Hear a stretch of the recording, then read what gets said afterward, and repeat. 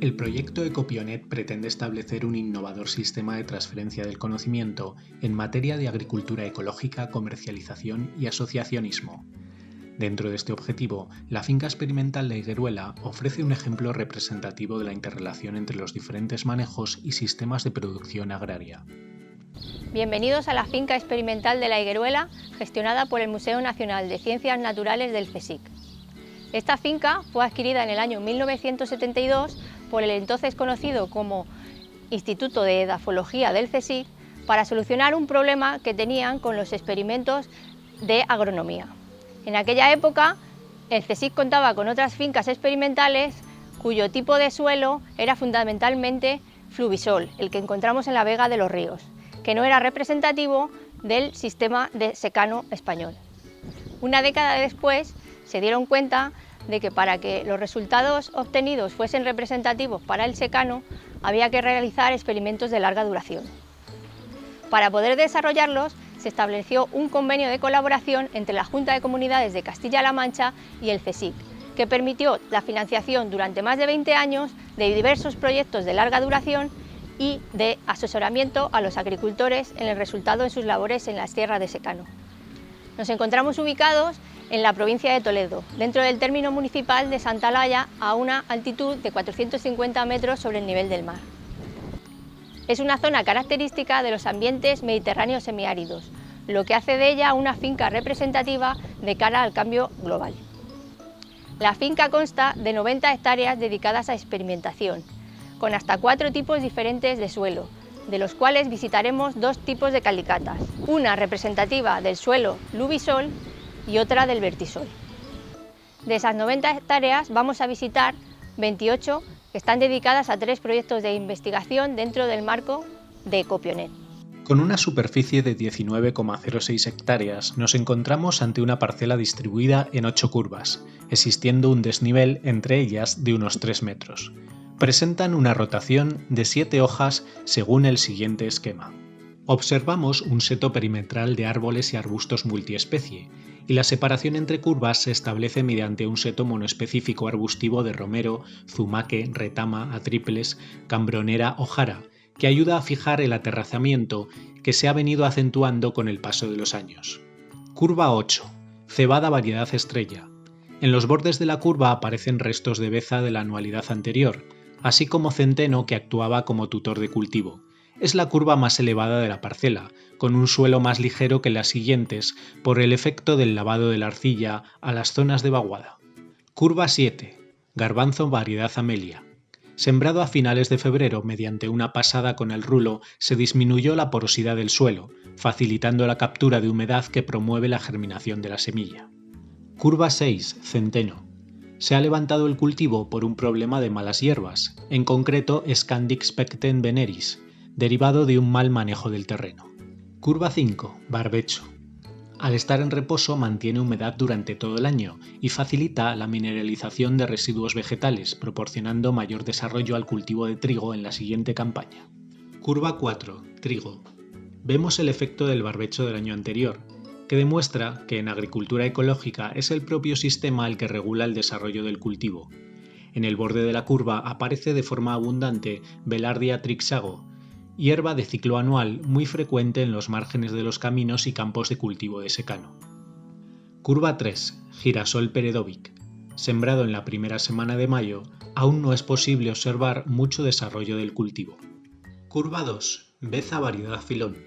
Sembrada en el mes de enero, su objetivo en la rotación es fijar nitrógeno gracias a la simbiosis con Rhizobium, antes de que éste sea utilizado por la leguminosa se entierra, quedando incorporado al sistema como barbecho verde. Curva 1. Zona natural. Con suelo arcilloso, a pesar de llevar 20 años de abandono, ha sido colonizado por muy pocas especies. Esto se debe a que por su estructura poco porosa presenta bajo contenido en aire, lo que dificulta la vida. Estos suelos necesitan una pequeña labor para dinamizarla. Si nos fijamos en la flora arvense, al realizar la misma rotación y manejo en todas las curvas, su distribución vendrá determinada por la estructura del suelo. En las curvas más bajas de la ladera, la mayor proporción de arcilla favorece el desarrollo de Anagalis arvensis, Convolvulus arvensis y Galium tricornutum. mientras que al ascender los suelos se hacen más ligeros, siendo Lolium rigidum, Anacyclus clavatus y Chamaemelum mixtum las hierbas dominantes. En una superficie de 3,06 hectáreas encontramos el siguiente ensayo en el marco de nuestro proyecto, denominado Agricultura Ecológica 1. Contamos con una superficie cultivada de 36 microparcelas de 20 por 20 metros. Este estudio se basa en 5 rotaciones de 2 hojas y 2 monocultivos testigo, según el siguiente esquema de distribución. Se pretenden determinar las rotaciones y aportaciones orgánicas más adecuadas para mejorar y mantener a largo plazo la fertilidad del suelo. Rotación cebada-barbecho. Se dan labores de cultivador en invierno y primavera para eliminar las hierbas nacidas e introducir aire en el suelo. Rotación cebada-beza-forraje. La beza se ha segado durante la tercera semana de mayo antes de la fructificación, para conseguir que el nitrógeno acumulado en los nódulos de las raíces sea aprovechado por el cereal. En esta rotación, un año se aprovecha para obtener heno y el otro para grano de cereal. Rotación cebada-beza enterrada. Se entierra la beza incorporándose al suelo como abono verde, lo que ejercerá un efecto positivo en la siembra de cebada de la siguiente campaña. Esta rotación conserva mejor el suelo que la anterior, aunque es menos productiva económicamente. Rotación cebada-garbanzo. Sembrado a finales de febrero, este cultivo de primavera asociado habitualmente a las rotaciones de cereales será de los que más sufrirán las consecuencias negativas del incremento de déficit hídrico en el escenario de cambio global que vivimos. Encontramos Silene vulgaris y vallico como flora arvense que acompaña al cultivo. Rotación cebada-girasol. Sembrado la primera quincena de mayo, no se observa aún desarrollo significativo de la planta, que vendrá determinado por la existencia o no de lluvias en semanas sucesivas. Monocultivo cebada convencional. A pesar del tratamiento con herbicida de hoja ancha, 2,5 litros hectárea de bromoxinil, encontramos cierta abundancia de amapolas, Papaver rhoeas, y compuestas, Anacyclus. Esto puede ser debido a efectos de resistencia o a un lavado de la materia activa por las lluvias. Monocultivo cebada ecológico. Actúa como testigo de la evolución natural de la flora arvense, para poder estudiar el efecto de las rotaciones sobre las malas hierbas. Encontramos Boragináceas, Anchusa cinerea. Con respecto a esa flora arvense, consecuencia directa del manejo del suelo, en la mayoría de las parcelas de cebada se observa un crecimiento abundante de Avena sterelis, especie altamente competitiva que puede causar grandes pérdidas en los cultivos cerealistas. Su aparición es debida a la siembra tardía del cultivo, de manera que no nos encontraremos con malas hierbas tempranas, como bromo o vallico, que se eliminaron con las labores preparatorias de la siembra. Analizando la producción media, kilos hectáreas, de este experimento en las últimas 5 campañas, vemos que las rotaciones con girasol se han comportado como un barbecho, dando los mejores valores de rendimiento de producción de cebada. En el extremo opuesto, llaman la atención los valores de producción extremadamente bajos obtenidos durante la campaña pasada, que pudieran estar relacionados directamente con una primavera seca. Yendo más allá, si valoramos la producción media de cebada en cada rotación en los últimos 27 años de experimentación, queda constancia gráfica de que las rotaciones generan producciones notablemente mejores que el monocultivo. En el tercer experimento que visitamos, se pretende evaluar la interacción de la rotación de cultivos y las densidades de siembra en el control de las malas hierbas. En una superficie total de 1,06 hectáreas distribuidas en 20 microparcelas de 10 por 40 metros, estudiamos 3 rotaciones de 2 hojas y 4 densidades de siembra de cebada que se cultivan todos los años según el siguiente esquema. La rotación cebada-beza se ha segado la tercera semana de mayo, eliminando así las hierbas que no hubiesen madurado. La rotación cebada-girasol permite que las labores preparatorias de siembra del girasol en invierno y primavera disminuyan el banco de semillas que competiría en la siguiente campaña con la cebada. Por último, la rotación cebada-cebada permite evaluar la evolución de la flora arvense asociada al cultivo de cereal, siendo la que habitualmente da el máximo de hierbas en competencia con el cereal. Con respecto a las densidades de siembra, solo aplicadas a la cebada, se considera como testigo 160 kilos hectárea o 400 semillas por metro cuadrado, siendo las otras densidades empleadas la mitad y 1,5 veces el testigo. Se añade la variable 80 kilos hectárea más herbicida de hoja ancha para desenmascarar una posible competencia con las malas hierbas, que impediría ver el efecto de esa densidad de siembra.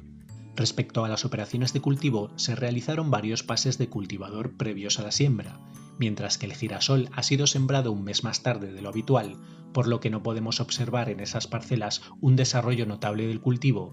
En el caso de la cebada y beza, la siembra tardía ha determinado el desarrollo predominante de la avena loca sobre otras especies de Flora arvense. Con respecto a la evolución de la Flora arvense, desde el inicio del ensayo en el año 1992 se ha observado que es la rotación con girasol la que mejor controla la aparición de malas hierbas, ya que las labores preparatorias del terreno para la siembra en primavera eliminan las hierbas que hubieran nacido, haciendo innecesario el uso de escarda química. En el caso de la rotación con beza para forraje, se observa un incremento notable de avena loca, Avena sterilis, probablemente debido a que la beza del año precedente se recogió tarde, permitiendo que las semillas de la avena cayeran al suelo.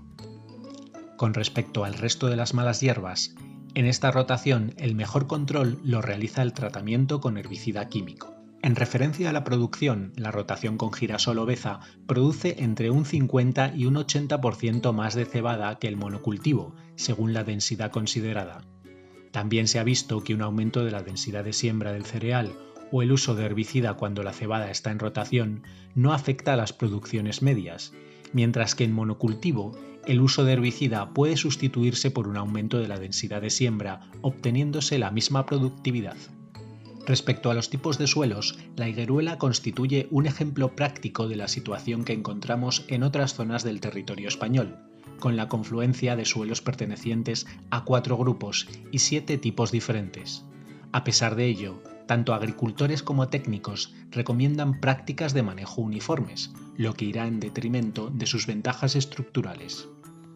En primer lugar, visitamos un perfil de tipo lubisol, presente en la calicata ubicada a este lado del arroyo. Con marcada diferenciación textural, su horizonte A de tipo franco arenoso se trabaja bien para la preparación de la siembra y eliminación de hierbas. El horizonte B, de tipo arcilloso, acumulará agua y nutrientes para el desarrollo de la cosecha.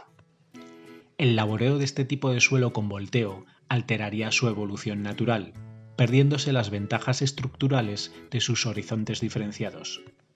Al otro lado del arroyo encontramos la calicata representativa del suelo vertisol, característico de los experimentos que hemos visitado. Con una elevada proporción de arcillas expansivas, no presenta horizontes diferenciados. Suelen desarrollar grietas desde la superficie hacia el interior, siendo muy duros en épocas secas y extremadamente plásticos al humedecerse. A pesar de su elevada capacidad de retención de agua, una gran proporción de ella no se encontrará disponible para ser absorbida por las raíces de las plantas. Es por ello que una labor de cultivador que introduzca aire en el sistema será beneficiosa en este tipo de suelos. La higueruela cuenta con una estación meteorológica convencional y también tiene acceso a los datos que comparte el Departamento de Medio Ambiente del CIEMAT desde la torre automatizada de su instalación experimental de cámaras descubiertas presente en la finca. Teniendo en cuenta el año agrícola, observamos que la temperatura media ha sufrido un incremento de más de medio grado con respecto a la campaña 2017-2018, siendo similares a las del año pasado.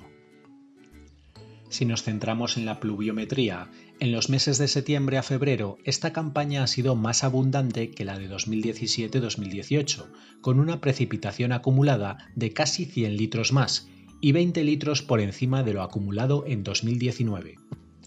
La primavera excepcionalmente seca de la campaña anterior contrasta con la tendencia de la curva en marzo y abril de 2020, acumulándose más de 100 litros por metro cuadrado, cantidad similar a la recogida en los meses de diciembre a abril de la campaña anterior.